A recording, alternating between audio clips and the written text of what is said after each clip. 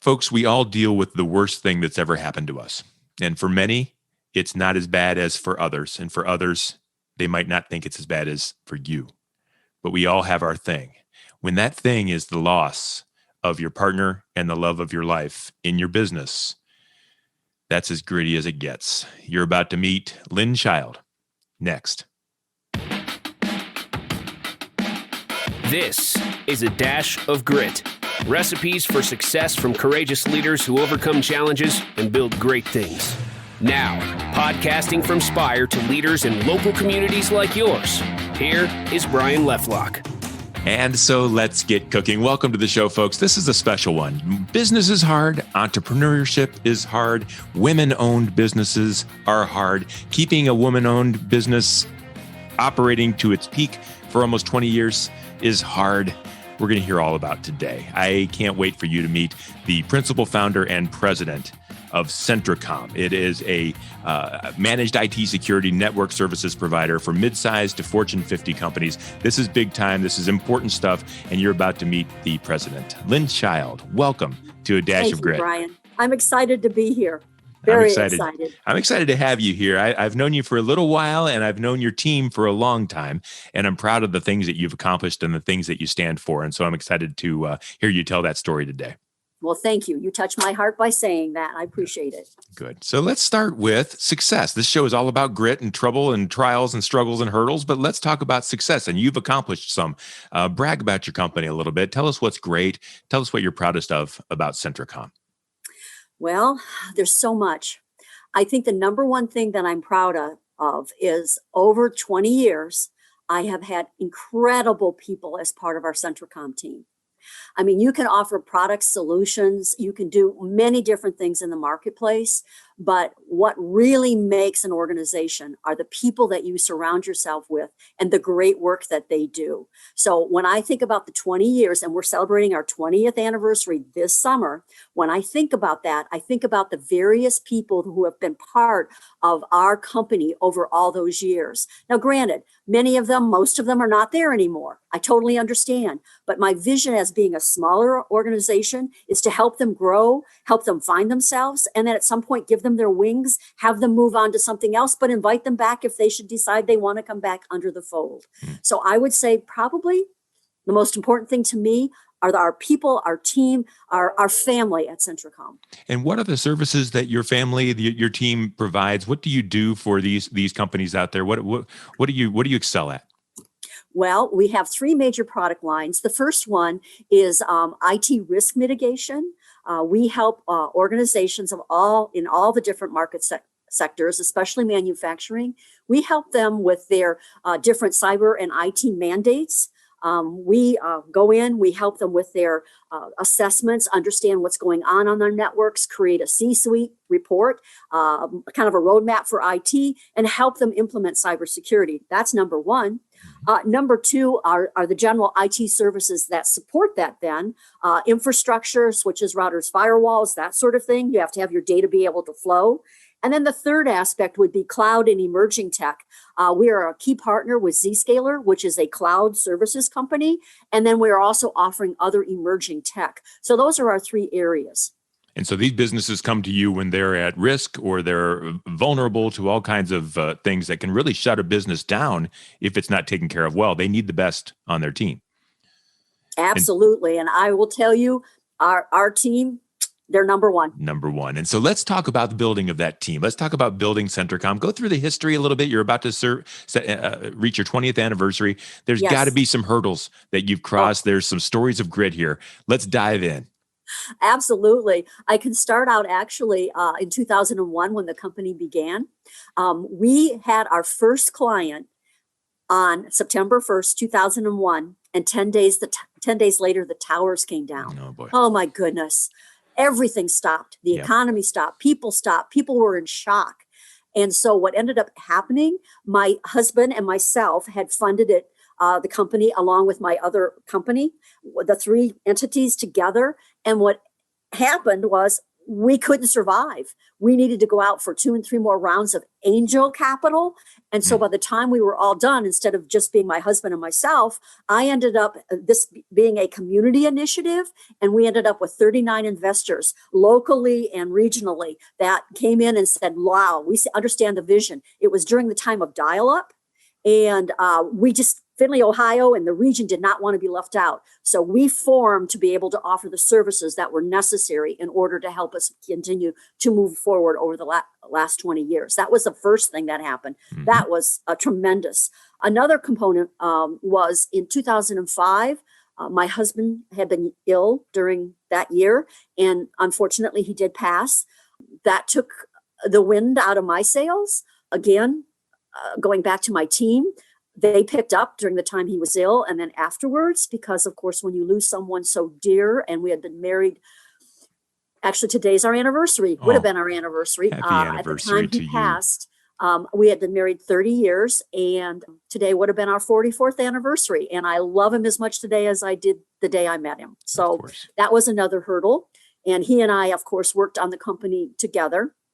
And then another hurdle was in 2015, we worked on being able to buy out almost 30 individuals from the company. So now we're down to 9 or 10 of us that actually are involved in CentraComm as owners. So all of those things are part of our history. And then, of course, 2020, the pandemic occurred. So lo and behold, another hurdle.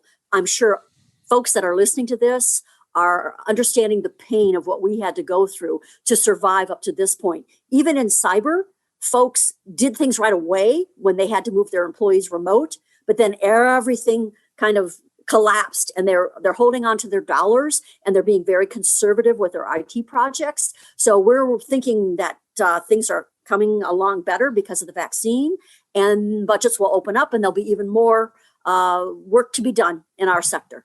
And I think I wanted to explore all of those, but it's kind of a cycle, isn't it? Because your 2001 is a new company. Today's pandemic.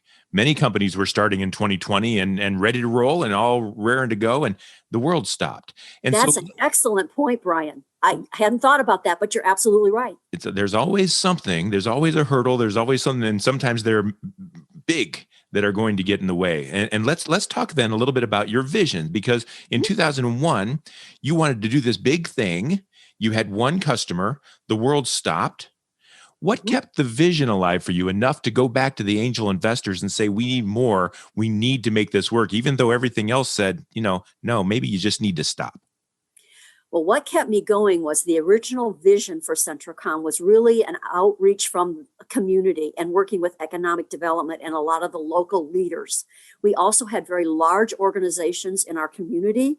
One was a Fortune, several of them at the time were Fortune 1000, Fortune 500s.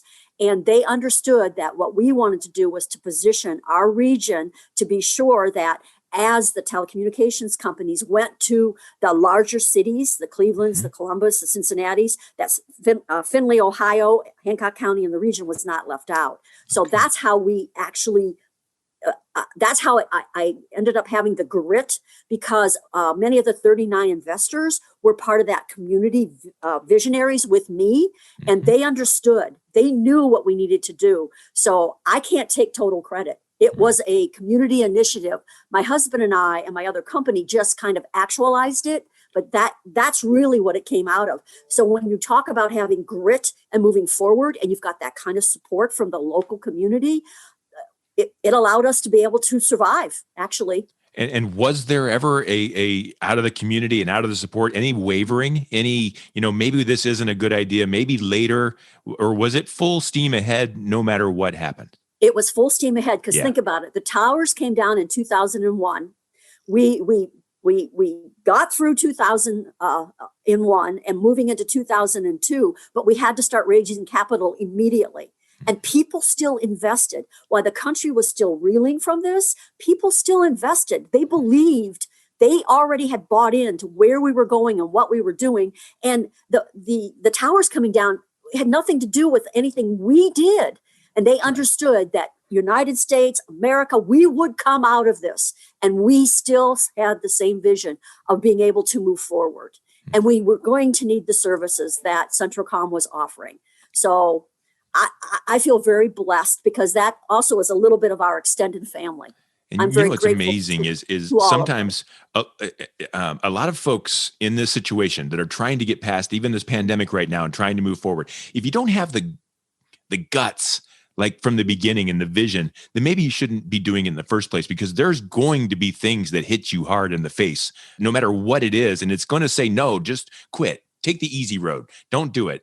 And yet you've got to have that conviction, don't you, to get past some of these things. Absolutely. And your podcast about grit, that's an entrepreneur never gives up. I don't care what it is. You never listen to somebody that says you can't do something. You're tenacious. You persevere. You figure out a way to get it done. That is what a true entrepreneur and business is all about. I mean, and we've survived 20 years. And we're hoping that we're going to make it through this pandemic. I have to be honest, it's been very challenging. And we did apply for a couple of rounds of PPP. We were blessed with receiving some funding.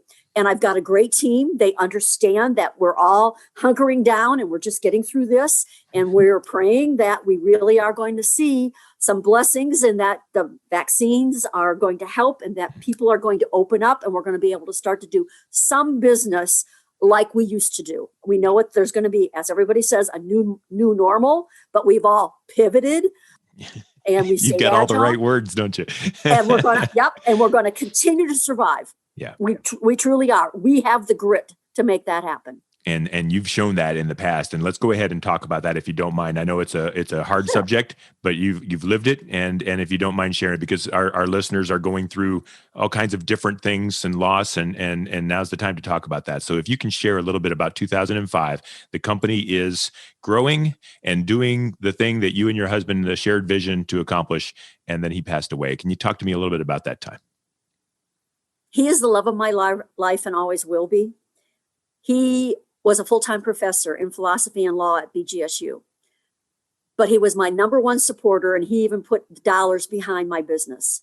He was not actively involved in it, but of course, when you come home and you talk about business, he had been a very successful businessman prior to going into being a professor. So that particular time in my life was exceedingly challenging. 2005, and then the year or two after especially. Again, I relied on my team. They helped me get through this. I started going back to the office, truthfully, almost immediately within probably a couple of months. I needed that outlet, and my clients and my team were they were there for me. Let me just put it that way. And I needed to have grit to get out of bed, get up, do the things I needed to do, because after being married 30 years and being madly in love with a person and having them always be part of your life, and not to have that is still challenging me today. I have to be honest. I do have a significant other, but it's very different than my Jimmy. Sure. I love him, but it's just very different. Oh, I completely understand. And what was the driving force for you to maintain the grit that you had to maintain to overcome the challenges that you had to overcome? Was it the company's success, the community vision, your husband's vision, or was it your drive that you didn't want to let go of to get you through that hurdle? It was all of those things. And I was so grateful to Jimmy for supporting the vision that I had and what the community wanted to accomplish. And as I said, he was in the background but he was always extremely supportive. So of the things you mentioned, they all synergistically work together. And we were able to survive that. We were able to have the grit to get through it. And then the people that you surround yourself with, whether it's clients or whether it's your team at the office, they make it all possible. So again, no matter what you go through and what we've gone through in our 20 years, we've seen a little bit of everything. And again, it's a matter of grit, perseverance, tenaciousness, and really believing in what you're doing and knowing that there's value in that. And I'd like to talk about that same time. So being a woman-owned business, Yes. being a female entrepreneur in 2021 is hard enough. I'm wondering in 2005 when Yes. I don't even know how to ask the question. What was it like being a woman-owned entrepreneur at that time, losing your husband, losing your partner, and having to go it alone? There were probably exceptional challenges that I needed to address. Even though my husband was not actively involved in the organization, Right. folks knew him. They knew of his business acumen from previous life. There was still a perception that he was really more involved than he was. That happens, So doesn't it? I needed to prove myself, basically. I needed for them to understand he was always there for me, but I was the one that was really moving this forward. I was the one that had the drive, and he was an unbelievable intellect, but he was more of an introvert. So we worked really well together from the standpoint that I could be the forward, outward, work in the community kind of person. And when Jimmy was teaching and when he was with people, he was amazing. People would have never known that he was more cerebral and introverted. So we worked so well together going forward. I don't know if I answered your question. I'm sorry. I get a little emotional about these things, and therefore I might be saying something that that didn't directly address your question. I apologize for that. No apologies. No, I appreciate hearing your story, and I know the struggles, and I'm wondering if you can share one of those examples where you had to overcome the fact, because you're in the IT industry, right? And Yes. and I don't know that the world, especially then, saw that as, male, female, which one is IT kind of thing. I don't know if that's the case or not, but what kind of examples did you have to, can you share where you had to Yes. overcome that persona, that stereotype? Sure, I would be happy to. As I became more engaged in the organization, there was a concept, and of course I had been not as actively involved because of the situation. There was a concept that maybe it was too early, or maybe I really couldn't go out and represent ourselves the way I used to prior to losing my husband. And I think there was a bit of a pullback from folks. They weren't really sure how to react to me. All of a sudden the company was, being woman driven, and that background male posture or presence was not there. So I think the challenges were to continue to move forward, to talk to people openly, to actually meet with clients and have them understand that a lot of the vision and the drive was actually really coming from me this whole time. And not that Jimmy wasn't important. He was incredibly important, but I was the one that was making these things happen. And working with the great community people and the great team that I had. We came together synergistically and moved forward. And I think I needed to go back into working with my company and my team and my clients and have them understand that I was still a very important and valuable part of this. And I've had to go ahead and re-envision the company. I mean, since that time, if we stayed where we were in 2005, 6, or 7, we wouldn't exist. I mean, we've had to go out and re-envision, working with my team and community. We've had to revision, what are we? For example, right now, in the last 2 and 3 years, we've been working toward the idea of risk mitigation. That wasn't really top of mind in 2001 to 2008 and 9, because systems were more closed. Now with the internet and the internet becoming the new network globally, security is extremely important, and we need to continue to understand that and move that forward. So, I mean, it's been an amazing journey, and now we're doing the risk mitigation piece of the business, and that's a new piece. That's only been new in the last 3 years. So we've constantly had to evolve what we're doing. We've also had to evolve with our partners that we work with switches, routers, and firewalls. They've moved into new kinds of wireless, into artificial intelligence, into many new fields. We've had to keep up with that as well. So not only adding the new product line and new solutions, we've also had to keep up with what our partners are doing and what the market's demanding. So that's kind of been the evolution. We're going to be here. I mean, this company, team is too great. We're going to be here in another 20 years. Yeah, because you're looking forward, and that's one of the questions that I have now too. So the pandemic's here, and we know there's challenges with the pandemic, but I'm wondering for Centracom, what are the opportunities? What are the pivots that you had to make to take advantage of some of the? I mean, we are in a new world now, especially with IT. The whole thing has Mhm. exploded.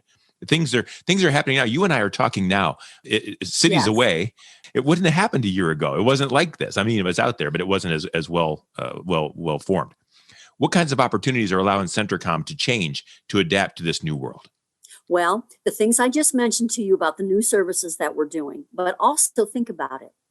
If you think about where this world's going with 5G, with edge computing, with robotics, with automation, with artificial intelligence, and think about when everybody had to move remote and work, the attack surface for those people that want to hack and attack and steal our ID and our corporate information just magnified Yeah. unbelievably. Well, Hmm. how that affects Centracom is we're a cybersecurity company. We help companies understand what they need to do to prevent those kinds of attacks. We're not a reactive as much. We're more of a proactive. How do you ensure that this does not happen to your company? And we, under the philosophy that it's not a matter of if you'll be attacked, but when, we want to make sure that we have the proactive measures in place to mitigate anything that would happen when you are under that situation. And then we have partners that help us at the back end as well. But Centracom is more of a forward thinking, proactive risk mitigation type of organization. So that's what we're going to continue to do. And it brings the opportunity, doesn't it? It These does. opportunities and the risk, the additional risk that your customers have, and the things they might not even know they have, the problems and issues. It's up to you to bring those through. So, what are the challenges then that the pandemic is bringing to you? The hurdles. Those are opportunities. What are the hurdles you have to overcome moving forward? Well, the biggest hurdle, as I mentioned to you earlier, is that folks are still very conservative. I think the market will open up more when more folks have their vaccine shots. But what we really need is for folks to get more comfortable with the idea that they can be out and about. We don't only have to do Zoom meetings, we can interact again. And I think that will help folks be more comfortable in doing projects. I mean, as I said, there's lots of projects in the hopper. We're aware of them. We're quoting them. We have SOWs. We're out there helping clients. They want to understand what different projects are going to do and what the costs are going to be and what it means to them. The biggest thing is to continue to explain the benefits to them as to why they need to do this, and to have them make sure they understand the attack surface is so much bigger. You've got to be more secure than ever. And you need companies like Centracom to help them be able to do just that. And so, to answer your question, what I would like to see is the budgets and folks to be comfortable enough to be able to start opening up projects and allow us to get in there and help them. And that is happening. I mean, we are having a much better 2021 than we did in 2020. Mm-hmm. So I'm kind of thrilled about that aspect of it. Good for you. And Lynn, if you don't mind me asking one more question. Sure. You are so passionate and so excited about this company. I can tell your vision has lasted from the beginning to now, 20 years later. I bet it hasn't succumbed a bit. If anything, you might be at your peak here. You are wired up about this company. I am. So here's my question. Do you take it home with you? Do you ever turn it off? Is it ever a question of balance for you? I kind of thought that might be the answer. Tell me about that. In your podcast regarding grit, talking to entrepreneurs, I'm sure they told you as well. We never turn it off. We're on. And thank goodness the gentleman that I'm with now is understanding. And he's very supportive and involved with the organization from the standpoint of being on the outside, but yet still being extremely supportive. So no, as an entrepreneur, you never turn it off. And the biggest thing I'm facing right now, honestly, Brian, is I really do. And I am mentoring a new set of leadership, because semi-retirement for me is going to be happening whether I want it to or not. Mm-hmm. So as long as the heavens allow me to have the energy I have, I'll continue to have this passion and move forward. But I'm also a realist that I've got a plan for the future, make sure my team is solid, make sure my clients are comfortable and they know that they're going to be taken care of, and have that grit to say at some point, semi-retirement and then eventually retirement. Woo! It's scary. Two things I've learned. One is that entrepreneurs never shut it down, and that's not a problem. For a lot of folks, balance is an issue, but for an entrepreneur, nope, this is my life, away I go. The other thing is you never retire. I've never met one that said, hey, I'm completely retired. You'll find something to do. I promise you that. That's good to know, because I need that kind of solace, because this has been my baby for a long time. Yeah, I'm confident of that. Someone's going to put you to work. That's for sure. Real quick plug for Spire Marketing. We are a marketing company that helps businesses grow and to figure out challenges and to overcome hurdles along the way. And if you're looking for a marketing team to put to work for your company, please reach out. We are at spiread.com. I'm on LinkedIn. My name is Brian Lefelak, and thank you for listening to Dash of Grit. I want to thank you, Lynn, for sharing and being vulnerable and being open and pursuing and persevering towards your dream and your vision. I know that listeners out there are going through their own set of challenges, and to hear from you is inspiring and life-giving. And I really appreciate you being on the show. Well, thank you, Brian. I also will give a plug to your company. We do use your services, and you have made a world of difference in my organization. So I thank you and your team as well. Thank you so much. I appreciate those kind words, Lynn. Thank you. I can't imagine a world without CentraComm. So keep up the great work and keep overcoming those hurdles. Folks, this has been Dash of Grit. Thanks again to Lynn Child, president, principal founder, life changer over at CentraComm. We do this once a week. Feel free to take a look at some other folks that have shared their stories in the past. And until we meet again, get gritty and win the day. Bye, everyone. Thank you again. This is a Dash of Grit. Recipes for success from courageous leaders who overcome challenges and build great things.